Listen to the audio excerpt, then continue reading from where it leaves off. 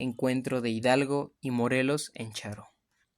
Toda la información correspondiente fue obtenida del audiolibro Hacia el mismo horizonte, Encuentro de Hidalgo y Morelos en Charo, por el autor Moisés Guzmán Pérez.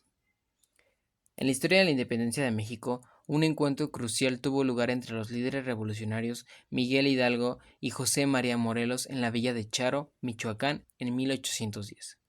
Aunque no fue su primer encuentro, su relación en Charo dejó una profunda influencia en el movimiento independentista mexicano.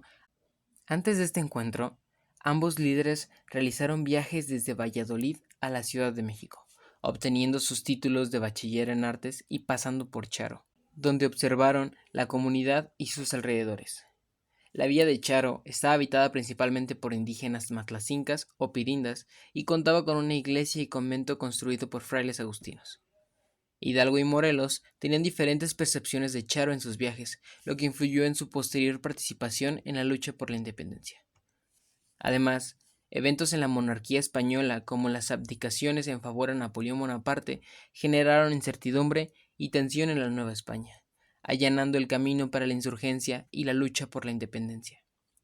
Ambos, Hidalgo y Morelos, contribuyeron financieramente siguiendo órdenes del gobierno eclesiástico en la Nueva España.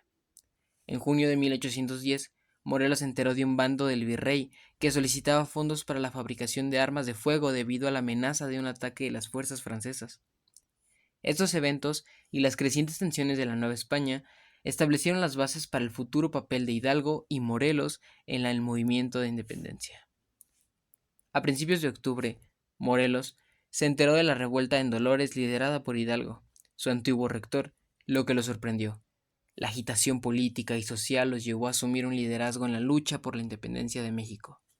Morelos escribió una carta a su cuñado con planes para proteger a su familia y propuso planes económicos. La carta revela que Morelos aún no se había reunido a la insurgencia en esa fecha y se encontraba en su curato en Carácuaro. La fecha de la carta es del 14 de octubre de 1810. Poco después de escribir la carta, Morelos recibió el edicto del obispo que excomulgaba a Hidalgo y sus seguidores. Esta excomunión lo llevó a trasladarse a Valladolid. Preocupado por la seguridad de su familia y la necesidad de obtener una explicación de Hidalgo sobre su movimiento, dada la excomunión, Morelos se preparó para un viaje a Valladolid y al ingresar a la ciudad el 20 de octubre quedó sorprendido por su estado, con casas dañadas y presencia de fuerzas insurgentes. Se aseguró de que su familia estuviera a salvo y se enteró de los acontecimientos recientes en la ciudad. Sin perder tiempo, se dirigió en busca de Miguel Hidalgo, quien dirigía la Ciudad de México por Charo, que estaba a unas 2 leguas de distancia. En octubre de 1810, después de que Hidalgo y sus fuerzas pasaron por la villa de Charo en su camino hacia Valladolid, se unieron más personas al ejército insurgente, llegando a un contingente de alrededor de 50.000 hombres. Hidalgo implementó reformas importantes en Valladolid, como reemplazar a las autoridades españolas por criollos e indígenas, declarar la abolición de la esclavitud, cambiar documentos oficiales y proponer la participación de las provincias en un Congreso de Representantes para discutir el futuro del reino.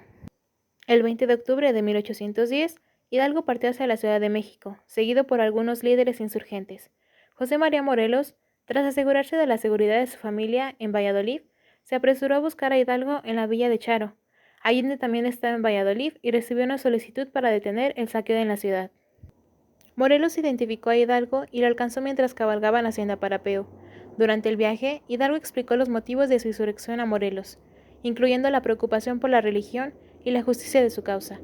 Después de llegar a Indaparapeo, Hidalgo le encomendó a Morelos la misión de expandir el movimiento hacia el sur y asegurar la conquista de esa región, otorgando la autoridad para gobernar lugares y recibir armas, con la condición de no aceptar europeos en la causa. Hidalgo y Morelos se separaron después de esta conversación y Morelos regresó a Valladolid para cumplir su comisión en la lucha por la independencia de México. José María Morelos, a pesar de los intentos de disuasión por parte de don Mariano Escandón, insistió en su decisión de unirse a la lucha insurgente. Después de recibir consejos de Escandón sobre evitar la difusión de sangre en la medida de lo posible, Morelos aceptó y se marchó de su casa. Al día siguiente, después del almuerzo, Morelos se presentó en las oficinas del secretario don Ramón Aguilar, alrededor de las 9 de la mañana. Como Aguilar no estaba presente, Morelos dejó una carta escrita a mano en la que expresaba su solicitud de un coadjutor y su intención de cumplir con las obligaciones financieras necesarias. La carta detallaba que, por comisión de Miguel Hidalgo, se dirigía a las tierras calientes del sur y solicitaba a un coadjutor que administrara su curato en Carácuaro. También pedía que se le proporcionara una contribución de la tercia parte de las subvenciones.